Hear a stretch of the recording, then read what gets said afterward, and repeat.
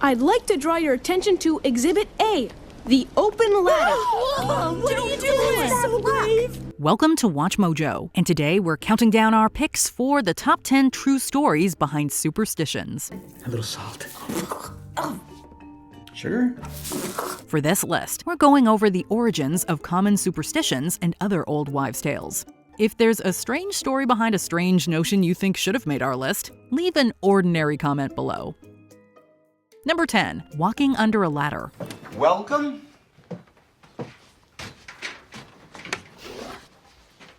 to ladders.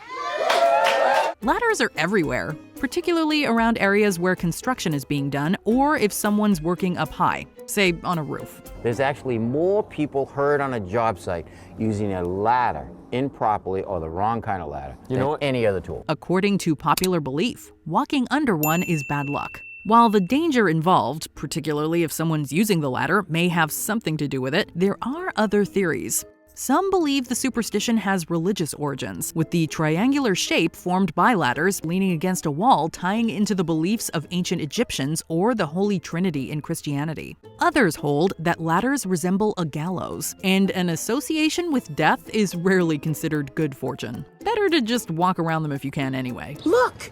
I bet you even Mr. Ratburn doesn't walk under that ladder. See? He knows it's bad luck. Number 9. Lucky pennies. 1939? This penny's from 1939. While pennies aren't worth much these days, for most of history, pennies and other low-value copper coinage have been seen as good luck. The idea that finding a penny on the ground heads up was seen as good luck, while tails would mean bad luck, ties into many cultures' ideas about good and evil. Meanwhile, some belief systems hold that metals like copper are gifts from the gods, and pennies are therefore lucky by association. And from a purely financial perspective, even something as small as a penny is an increase in wealth, and therefore good fortune. Number 8. Knocking on wood. Superstitious? A little. To ward off bad luck or to inspire good fortune, people will often knock on or touch wood. While the exact origins of the practice are disputed, several explanations have been offered. Knock, knock, knock, knock, knock. Knock on wood. One theory ties the practice to Jesus' wooden cross, with the touching of wood being an entreaty to the Christian savior. Another one takes the origins even further back, to the pagan religions of Celtic peoples, who believed that gods and spirits inhabited trees. Knocking on wood may have been an attempt to catch the attention of good spirits, or else ward the bad ones away. Oddest of all is the idea that the superstition is derived from a variant of tag, wherein the player who touches wood is safe from being it. Good idea. Fair and square, I'm it, right? Yes. And now you're it. Whoa. Nope. Yeah. Nope. I'm not taking it. Number 7. Spilling salt. When someone spills salt, it's considered unlucky. You spilled the salt. That's what's the matter. Spilling the salt is very bad luck. To fix this bout of bad luck, the most common solution is to throw salt over your left shoulder. But why? Well, before mass transportation and refrigeration, salt was considered nearly as valuable as gold due to its preservation properties. Losing something worth that much is bound to make people consider it unlucky. The superstition also has possible religious connotations. In the famed painting by Leonardo da Vinci, Judas, who betrayed Jesus, is spilling salt. People also thought that only the devil could make you do something as misfortunate as spilling salt. And the devil is usually depicted as being on people's left shoulder. Throwing salt on that side will blind him. Don't listen to that guy. He's trying to lead you down the path of righteousness. I'm gonna lead you down the path that rocks. Number 6. Black cats crossing your path. Don't move! We have to go the other way. A black cat has crossed our path. Contrary to this recent superstition, cats in general were looked on as good luck in ancient pagan religions. However, because of their association with paganism, Christians in Europe looked at cats with mistrust during the Middle Ages. One pope even declared that black cats were agents of the devil, leading to mass burnings. And of course, when hysteria about witchcraft became commonplace, black cats were viewed as their familiars and persecuted with just as much zealotry as the equally innocent women who were killed. While people aren't quite as extreme today, the negative association with dark-coated kitties still lingers in a less extreme form. You know, people hear about these superstitions and then they're afraid to have a black cat. You and I both know that kitten right there is a lovely kitten and would make a great pet in any home. Number 5, four-leaf clovers. I found one. No, you did. Yes, I did. Really? Well, that didn't take long. One of the most enduring symbols of luck, the four-leaf clover is a popular good luck charm. Part of its appeal may be its rarity, as clovers only sprout an extra leaf around one time in 5,000, or 10,000 depending on who you ask. But while rarity is part of its appeal, the superstition again has some of its origins in religion. When Eve left the Garden of Eden, she supposedly brought a four-leaf clover with her. The shape of these lucky clovers is also evocative of the 4 points of a cross. The four-leaf clover is an especially prevalent symbol in Ireland. Guess that's why they have the luck of the Irish. A little luck. And a pluck. Got him. And his new clover. Lucky pick. Number 4, breaking a mirror. A popular superstition is that if you break a mirror, you will have 7 years of bad luck.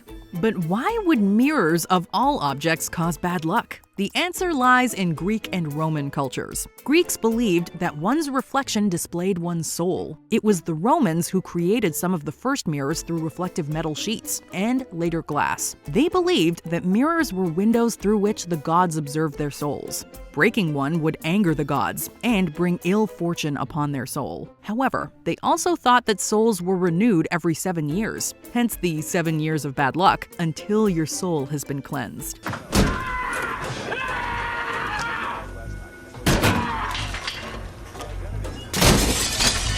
Number 3, wish upon a shooting star. Taking a live look in Springfield right now. Actually, whoa, did you see that? Looking to the sky for answers and attributing supernatural and mundane events to what we see there has been around for as long as humanity. Likewise, shooting stars, or meteors, are looked on as a favorable or lucky event in many cultures. While the origin of the idea that wishes are more likely to be granted when you see a shooting star has unclear beginnings, it has several potential roots. Starlight, star bright, first star I see tonight.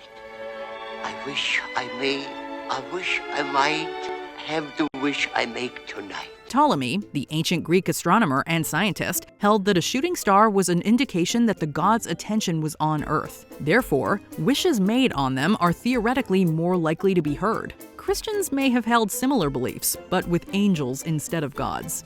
I'm expecting to see like little white balls going across the sky. Number 2, blessing after sneezes. God bless you. Thank you. I wasn't going to say anything, but then I could see that he wasn't going to open his mouth. When someone sneezes, instead of doing the logical thing and excusing the person for all the mucus coming out of their orifices, most people say bless you or some variation on it, depending on the language. While the Greeks and Romans looked on sneezing as a sign of good luck and health, Europe tended to lose its good opinion of the act after a few plagues. Pope Gregory VII reportedly began the practice of blessing people after sneezes as a short prayer to ward against the plague. While this particular response to sneezes is rooted in religion, most of them have a common theme of wishing the sneezer good health in the face of potential illness coming out of their face. Bless you. Thank you.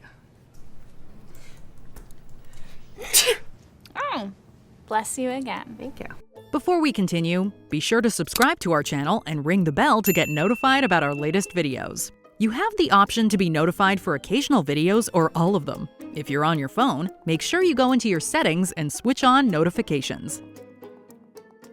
Number 1, unlucky 13. Although Friday the 13th is considered a particularly unlucky day, the number 13 in general is seen as an ill omen, at least in Western cultures. For centuries, people have seen 12 as a perfect number, as it's tied to so much of our culture, particularly timekeeping, with months and hours marked in 12s. So being one beyond it makes 13 seem awkward. 13th is a dangerous number in the first place because it's 12 plus 1, and 12 is one of our perfect, complete numbers. But more importantly, 2 influential Western mythologies, Christian and Norse, both feature ill-fated dinners with treacherous 13th guests. Christian lore holds that Judas, the 13th guest at the Last Supper, betrayed Jesus. Meanwhile, discord supposedly came to Valhalla after Loki arrived at a dinner for 12 gods. That Loki is always ruining meals. Let's just say, what are you doing? Your salad is Asgard. No, in this scenario. It's not Asgard. That's it's my a metaphor. lunch. Just hang in there. I want that salad. Do you agree with our picks?